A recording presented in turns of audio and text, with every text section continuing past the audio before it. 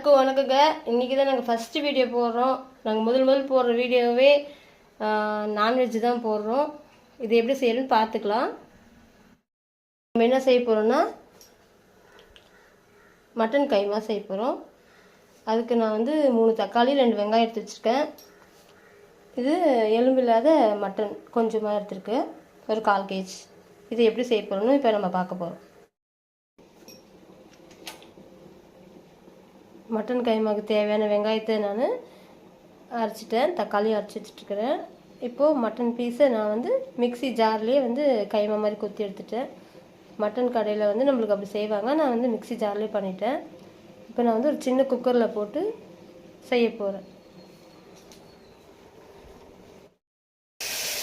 வெங்காயம் போட்டு நல்லா வதக்கணும். வெங்காயம் வதங்கும் போதே இதில் பட்டை லவங்கம் எல்லாம் எடுத்து போட்டுக்கணும். எண்ணெயில் போட்டால் வெடிக்கும்.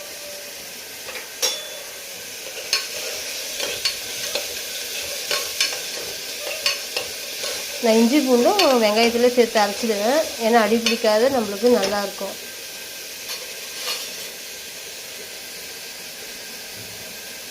வெங்காயம் வதங்கி வரும்போது நல்லா தக்காளி போட்டு வதக்கணும். வெங்காயம் வதங்கிடுச்சு. அதிலே நான் கொஞ்சம் சக்தி மிளகாத்தூள், கரம் மசாலா, மட்டன் மசாலா, மஞ்சத்தூள், உப்பு கொஞ்சம் போட்டிருக்கேன்.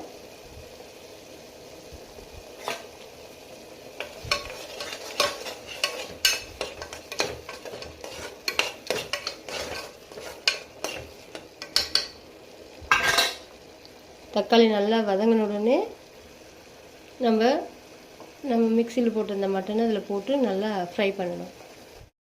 இப்போ மட்டன் போட்டாச்சு. கொஞ்சமாக உப்பு போட்டுடணும்.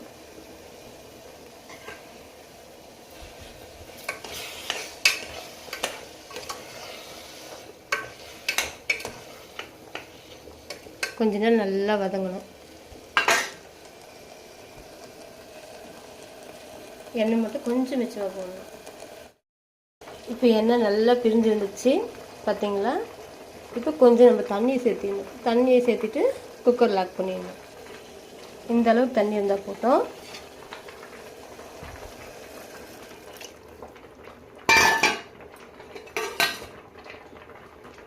தண்ணி போட்டோம். தண்ணி ஊற்ற பிடிக்கும்.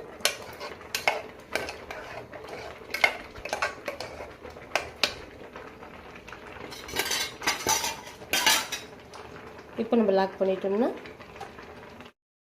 இப்போ லாக் பண்ணி ஒரு 3 விசில் விட்டு போதும்.